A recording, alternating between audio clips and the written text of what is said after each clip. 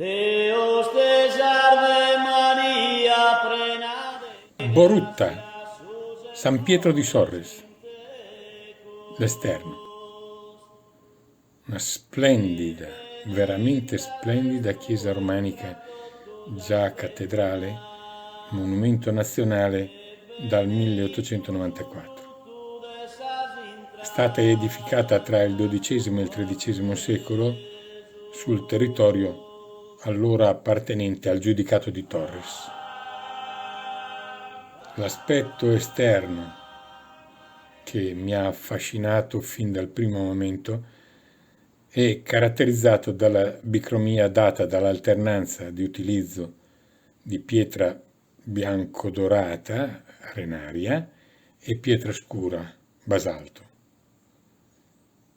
Ricevo una splendida facciata molto elaborata che è divisa in 4 livelli, di cui i primi 3 sono ravvivati da arcate e finte logge, decorate con i classici rombi comuni nelle chiese romanico-toscane. Splendido e armonico è anche il prospetto esterno dell'abside, che mi ha completamente stregato.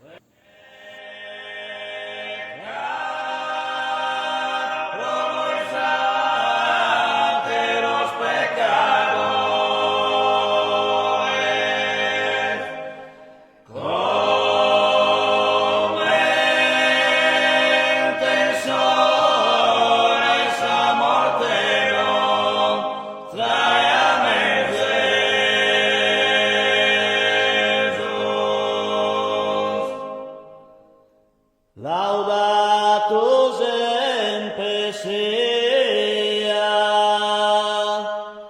Someres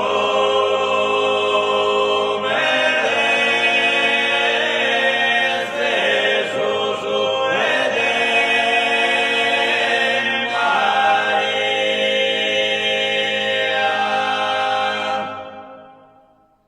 Sia sempre laudato Someres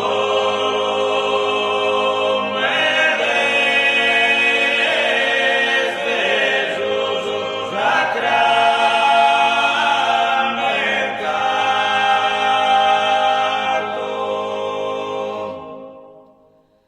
Laudemas pro